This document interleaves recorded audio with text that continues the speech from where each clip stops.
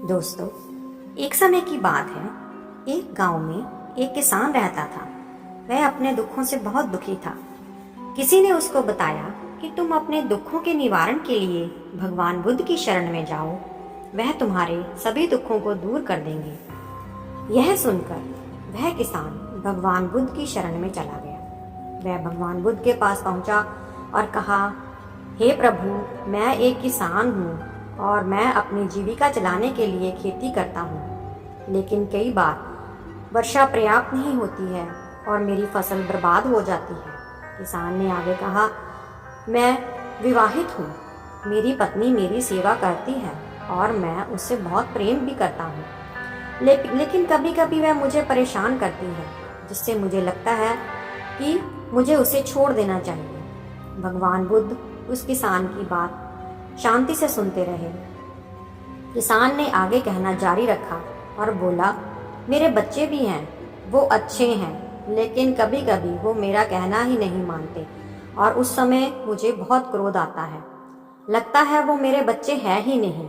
किसान ऐसी ही बातें भगवान बुद्ध से करता गया और उसने अपने सारे दुखों को एक एक करके बताया। भगवान बुद्ध ध्यानपूर्वक उस किसान की समस्याओं को सुनते रहे। किसान अपनी मुश्किलें बताता चला गया और आखिर में किसान के पास बताने को कुछ भी नहीं बचा। सब कुछ बताने के बाद वह चुप हो गया और भगवान बुद्ध कुछ नहीं बोले। किसान अब और सब्र नहीं कर सकता था। वह ऊंची आवाज में बोला, क्या आप मेरी मुश्किलों का समाधान नहीं करेंगे? भगवान बुद्ध ने उत्तर दिया, नहीं, मैं तुम्हारी कोई सहायता नहीं कर सकता। किसान ने कहा, यह आप क्या कह रहे हैं? लोग तो बोलते हैं कि आप सभी के दुखों का निवारण करते हैं, तो क्या आप मेरे दुखों का निवारण नहीं करेंगे?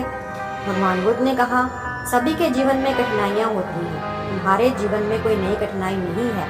ये कठिनाइयाँ तो सभी के जीवन में आती जाती हैं। कभी मनुष्य सुखी होता है तो कभी दुखी। यह जीवन चक्र है, इनसे कोई नहीं निकल सकता। असल में हमारा जीवन कठिनाइयों से भरा हुआ है। मेरा, तुम्हारा और सभी लोगों का जीवन समस्याओं से भरा है। इसीलिए मैं इन समस्याओं का समाधान नहीं कर सकता हूँ। यदि तुम किसी एक परेशानी का उपाय कर भी लो तो दूसरी एक नई परेशानी खड़ी हो जाएगी। यही जीवन का सत्य है। यह सुनकर किसान क्रोधित हो गया और बोला, सब लोग कहते हैं कि आप भगवान हैं, आप महात्मा हैं। मैं यहाँ एक आस के साथ आया था कि आप मेरी मदद करेंगे। अगर आप मेरी समस्याओं का समाधान ही नहीं कर सकते तो मेरा यहाँ आना बेकार हुआ। इसका मतलब सभी लोग झूठ बोलते हैं, मैं बेकार ही आपके पास आया। इतना बोलकर किसान उठकर जाने लगा। तभी भगवान बुद्ध ने कहा, मैं तुम्हारी इन समस्याओं का समाधान तो नहीं कर सकता हूँ, लेकिन हाँ, मैं तुम्हारी एक दूसरी समस्या का समाधान कर सकता हूँ। किसान ने आश्चर्य से कहा, इन समस्याओं के अलावा दूसरी और कौन सी मेरी समस्या है? भगवान बुद्ध ने कहा, वह यह है कि तुम चाहते हो कि तुम्हारे जीवन में सुख ही सुख हो। तुम नहीं चाहते कि तुम्हारे जीवन में कोई दुख हो या कोई समस्या हो। इसी समस्या के कारण ही दूसरी कई समस्याओं का जन्म हुआ है। तुम इस बात को स्वीकार कर लो कि सभी के जीवन में समस्याएं होती हैं, कठिनाइयां होती हैं। तुम सोचते हो कि तुम इस दुनिया में सबसे ज्यादा दुखी इंसान हो। तुम अपने आसपास देखो, क्या वो लोग तुमसे कम दुखी हैं? तुम्हें अपना दुख बड़ा लगता है, लेकिन जो लोग तुम्हारे आसपास रहते हैं उनको उनका दुख बड़ा लगता है। इस दुनिया में सभी को अपना दुख ही बड़ा लगता है, चाहे दुख छोटा हो या फिर बड़ा हो, लेकिन वह जिसके साथ बीत रहा होता है उसके लिए वह दुख बड़ा प्रतीत होता है। अगर तुम ध्यान पूर्वक देखोगे तो समझ जाओगे कि यह जीवन सुख दुख से बना है।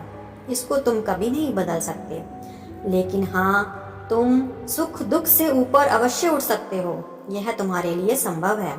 सुख और दुख को हम आने से रोक नहीं सकते हैं, लेकिन सुख और दुख का हम पर कोई असर ना पड़े ऐसी व्यवस्था हम कर सकते हैं। और इसकी शुरुआत इस तथ्य को समझाने के साथ शुरू होती है कि हम कुछ भी कर लें, जीवन में सुख दुख तो आने ही आने हैं, लेकिन हमें उनसे विचलित नहीं होना चाहिए।